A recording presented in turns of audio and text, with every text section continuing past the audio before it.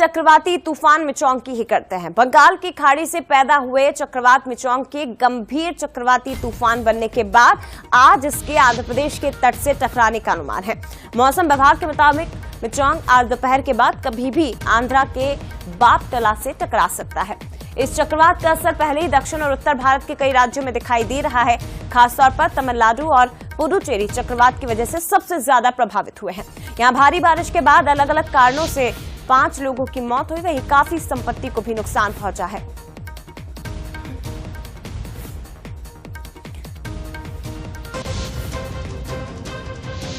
तो तस्वीरें आपके सामने हैं।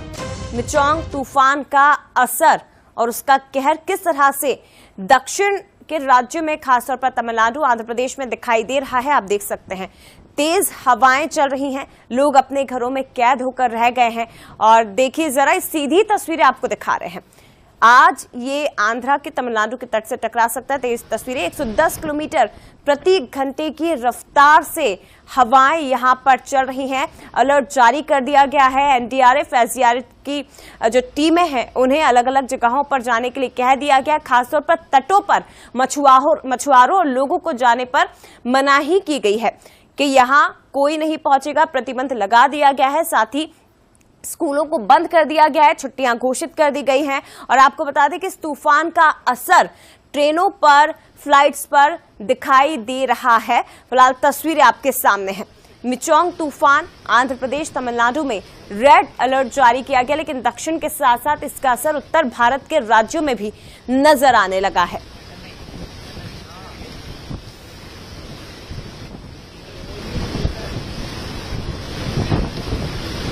बापतला के सूर्यलंका तट से ये तूफान आज टकराएगा, लेकिन अपने साथ साथ मुसीबतें जरूर लेकर आया है।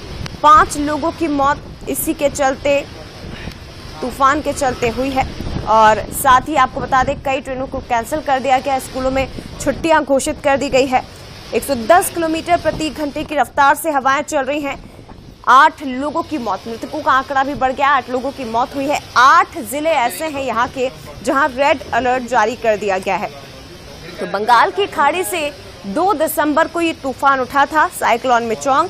आज दोपहर आंध्रा के बापतला के पास नेल्लोर मछलीपट्टनम के बीच ये टकराएगा। 90 से 110 किलोमीटर प्रति घंटे की रफ्तार से हवाएं चलेगी।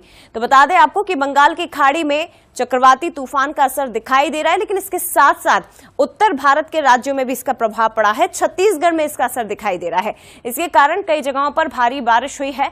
आंध्र प्रदेश के तटीय इलाकों में चक्रवाती तूफान की चेतावनी के चलते भारतीय रेलवे ने 5 ट्रेनें रद्द कर दी।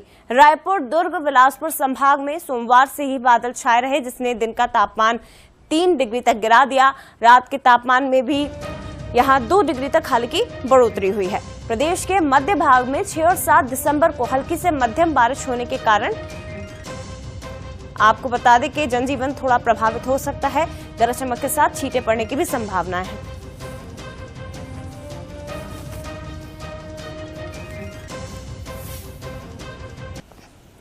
तो ये 6 तस्वीरें आपको छत्तीसगढ़ के अलग अलग जिलों की दिखा रहे हैं। दक्षिण के राज्य में उठा तूफान, लेकिन उत्तर के राज्यों में इसका असर दिखाई दे रहा है। खासतौर पर छत्तीसगढ़ में आप देखिए रायपुर, भिलाई, पखांजूर, बेमेतरा, पेंड्रा, यहाँ पर 2 से 3 दिन से ही बादल छाए हुए हैं। ठंडी हवाएं चल रही हैं, लेकिन दूसरी तरफ हल्की बूंदाबांदी के कारण जो धान खरीदी केंद्र हैं वहां जरूर किसानों को परेशानियों का सामना करना पड़ रहा है।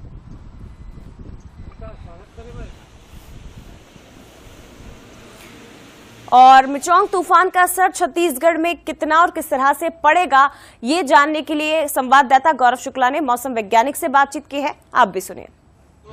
मिचोंग का असर छत्तीसगढ़ में भी देखने को मिल रहा है। क्या कुछ स्थिति है प्रदेश में मिचोंग तूफान को लेकर? हमारे साथ इस वक्त बात करने के लिए वरिष्ठ मौसम वैज्ञानिक एसपी चंद्रा मौजूद है, हम उनसे ही बात करते हैं। सर, क्या स्थिति रहेगी छत्तीसगढ़ में? देखिए, अभी फिलहाल मिचोंग है वो समुद्र में ही बना हुआ है। ये लगभग 11:30 बजे के आसपास है।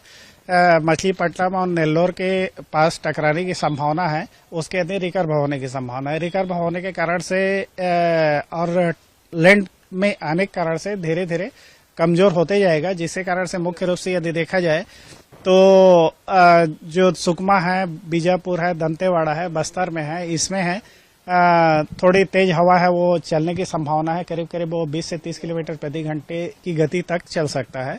साथ ही इन जो जिले हैं इसमें भारी बारिश भी संभव है। बाकी जो जैसे जैसे उत्तर की ओर जाएंगे वैसी वैसी ये जो वर्षा की मात्रा है वो कम होती जाएगी। लेकिन चूंकि साइक्लोन है, काफी प्रबल है, इसमें लगभग 1500 किलोमीटर के आसपास तक कवर करता है। इसके कारण से बादल छाए रहेंगे, हल्की वर्षा है यहाँ देखने को मिलेगा।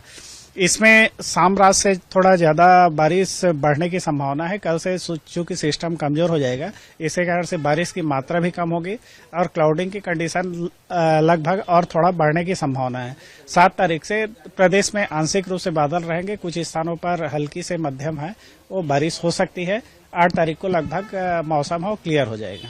तो देखिए, ये थे मौसम वैज्ञानिक एचपी चंद्रा, जिन्होंने बताया कि इस तूफान का असर 7 तारीख तक छत्तीसगढ़ में देखने को मिलेगा और आज शाम से ही बस्तर संभाग में भारी बारिश का दौर जो है वो शुरू हो जाएगा। कैमरामैन राहुल के साथ गौरव शुक्ला, बंसल न्यूज, रायपुर।